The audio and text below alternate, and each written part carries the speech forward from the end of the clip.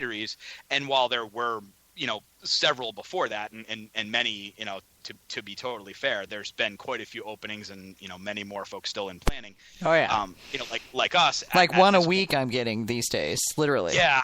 It's ridiculous. Exactly. Yeah. So I got a feel for, hey, but there's really something going on here. So, okay, now when I'm traveling, where I used to want to check out the breweries or the wineries or maybe the distilleries, I got to check out what's going on with Mead. And, that's not as easy as it sounds because while there are plenty of them, they're not really spread out everywhere. There's kind of pockets of them, and some cities don't have any because no one's just to set up shop there yet. So I started entering, competitions for the meads, and like I had experienced with the wines previously, apparently I'd kind of come around to a process and had good kind of neat creative ideas that people, the judges were digging, my friends were digging them. So I for what that feedback is worth, we all have to be careful about the validation that our friends and family give us. Dude, this is so good. You need to open your own place. I've been hearing. You need someone like my mother. She is perfectly honest. No, I don't like it. Yeah, my daughter's my foil for that. What do you think of this, honey? Mom, it's too sweet. So with deadpan too, so I could trust her honesty, which is a good thing. But yeah, your friends tend to be a little prejudiced. I've had friends drink stuff that now, knowing what I know now, when I served it to, if I had known that then, would never have served it to anybody. It would have gone down the drain if I couldn't fix it, because it was like, oh my God, I can't believe I actually let people drink that. So yeah, but they all said it was really awesome, and they drank it really, really fast. Yeah, and you wonder, does that mean your friends are nice, or not? It depends on how honest you want them to be. Or just your alcohol. friends must be truly awesome. They must love you. That doesn't happen over here. Yeah. Woo-hoo, yeah. Well, I mean, I've learned to ask people when somebody gives me, because I get this a lot, if people know who I am, which they don't always, thank goodness. But if I'm somewhere where people know who I am, they'll hand me mead and go, "What do you think?"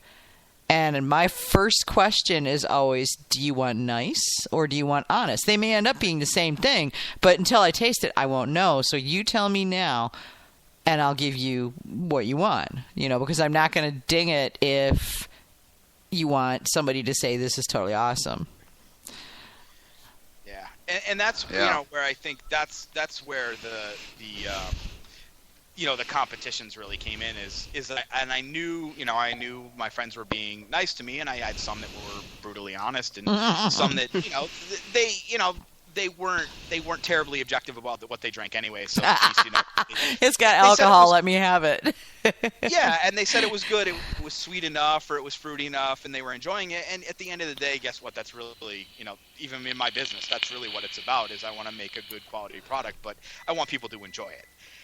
So the competitions were a way for me to figure out, okay, is this stuff actually any good? Do I actually have a clue what I'm doing? Because I can think what I think for myself about it, but I really should get some other feedback. And, the competitions it was pretty insane for a few years. I mean, I think one year I must have entered, 8 or 9 competitions, and I'd usually enter like 6 to 10 things at a time. So, I mean, I was going broke with shipping and entry fees and everything. But I've got binders full of score sheets that pretty much told me what I was doing right and what I was doing wrong. And, if you're smart about getting that feedback and you want to get your money's worth, spend time looking at those score sheets and figure out, what does this really mean? Yeah. A lot of times I get those score sheets back. I was in the basement 5 minutes later, finding the next bottle of those, cracking them open, tasting them on the counter, going, oh shit, that judge was right. This is, this has got that flaw or this flaw in it. But I certainly was learning a lot. I was learning very quickly what, in an objective sense, what this stuff was amounting to. Obviously, along the way, I was getting honored with medals too. So some of them I was like, okay, this is great. And the challenge was, okay, can I do better? And that's where I started realizing after a few years that I didn't understand enough about some of the process to be able to figure out what the judges are saying. So my next step was to actually get certified as a judge, because that meant I had to actually understand where these people were coming from so that I could really figure out, what I was doing. And to do that for the beer judge certification program, you got to learn how to make better beer. Yeah, you do. That's part of the process. That's part of your tests. You've got to be able to make better beer. Otherwise, you're not going to pass your exams. You're not going to be able to objectively evaluate stuff. Mm-hmm. And that is when things really went crazy for me, because especially with the mead, because I immediately knew what I needed to do, to make serious quality batches of mead. And I've still had some experiments and some projects that have gone horribly wrong. I mean, and I'm excited about that some days because learning experiences. Well, exactly. yeah, Jeff, or was it? Not all ideas are good. Not all ideas are good. Yeah, no. It was Edison. When Edison was trying to invent the light bulb, this was something I used to tell my students when I was teaching goal setting and coaching to new coaches. And, they'd be like, what if I'm wrong? And I'm like, Edison took 700 some odd tries to figure out how to make a light bulb. And when a reporter confronted him and said, so you failed 727 times. And he says, no, I found 727 ways not to do it. Mm-hmm. It's all in the perspective, really. I mean, you can't learn if you don't fail. You can't.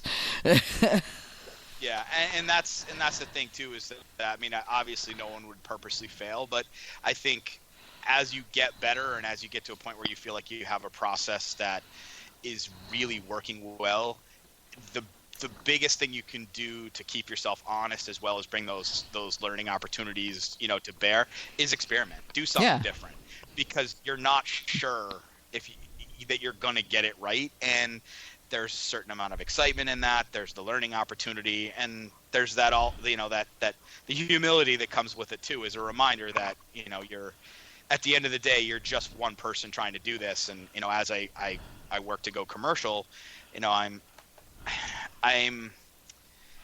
will tell you about my adventures, and I will be proud in offering information about what I've done, accolades, that sort of thing. But I'm not a very brash marketer. I don't really market myself. I'm kind of plain in what I do. Like, I'll share everything about it. I'll give people recipes.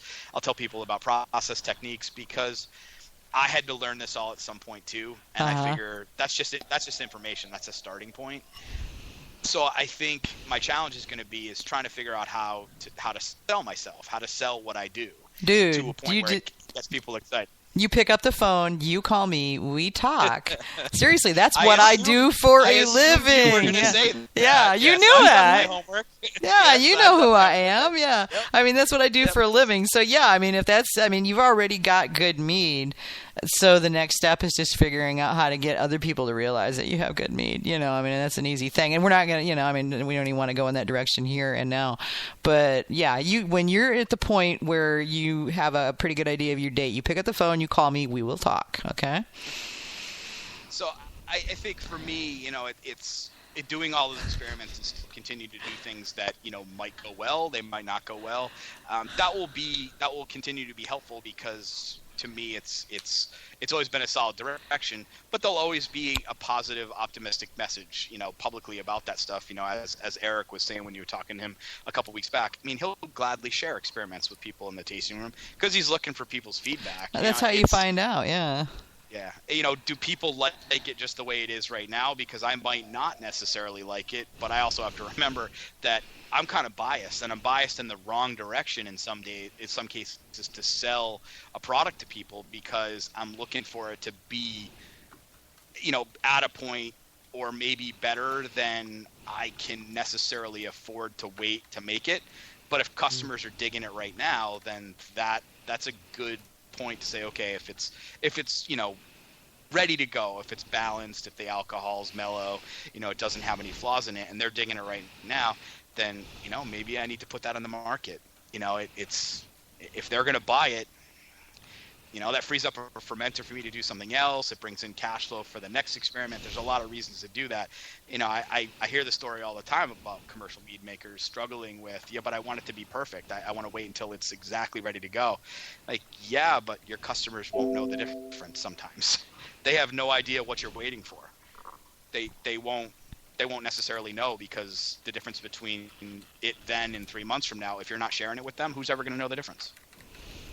right? So if you share it with them at a particular point and they say, hey, this is awesome, we love this, yeah, it might be better in 6 months, and hopefully people will set the bottles down, and they'll know that. And they'll get you that information back, because the next time when you have more cash in your pocket, you can sit on it for 6 months. Yep. Mm-hmm.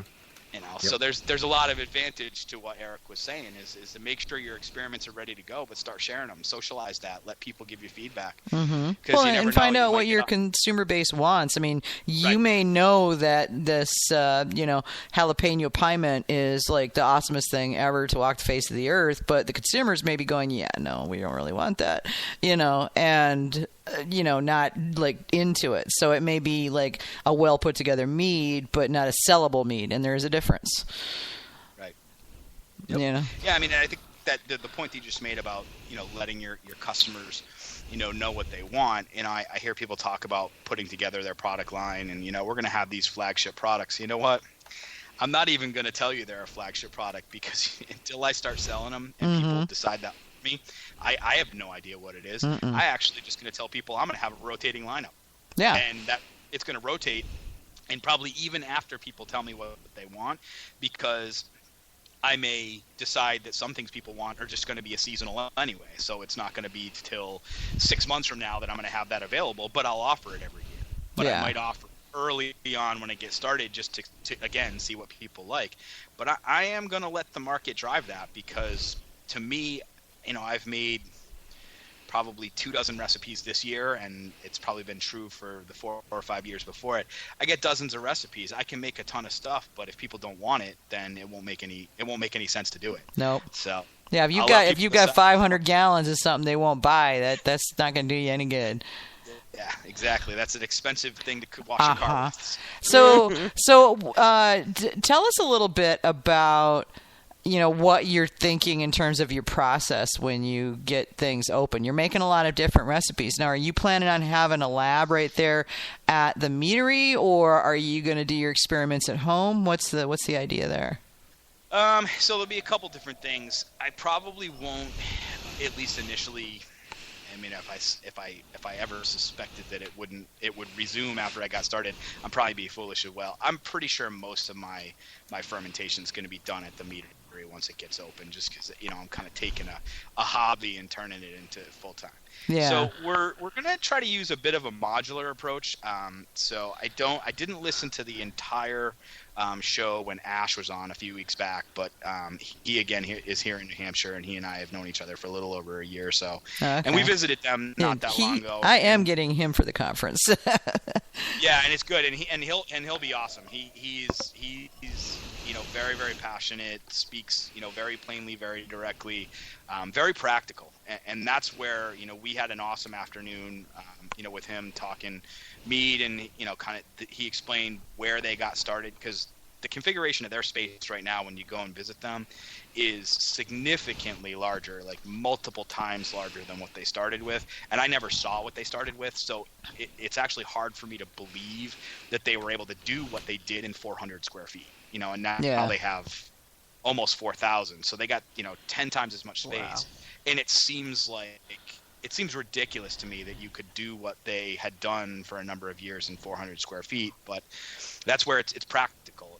So we were talking to him about a number of things, and so we took the tour with a number of other people, and he was explaining their process, and you sit there and look at it, and you realize that they've got some decent sized fermenters, a variety of sizes, but the majority of the product at any point in time is actually sitting in 50-gallon drums on pallets in front of you, where the bigger tanks are empty, and they do a split batch process. So they'll take and do a large batch of a traditional, or in our case, we're going to do some session meads as well. So we do the lower ABV of the same size, and then split it down into 4 to 5 different 50-gallon drum containers that then would have different secondary additions, be it fruits, spices, additional fermentation if we were adding additional fermentables, or a second yeast strain or something like that to create a different product. So when you start thinking about doing that, you do have the possibility, depending on how big your fermenters are, to squeak out batches that are more like the 15 and 20 gallon size. So you've got 450s and a 20. And now with the 20, you're going to do something that you're going to try for the first time and put it on, just in the tasting room. It's available for flights, a growler fill, and that's it. And it's gone when it's gone. And you never know, it might be the next thing that you're gonna do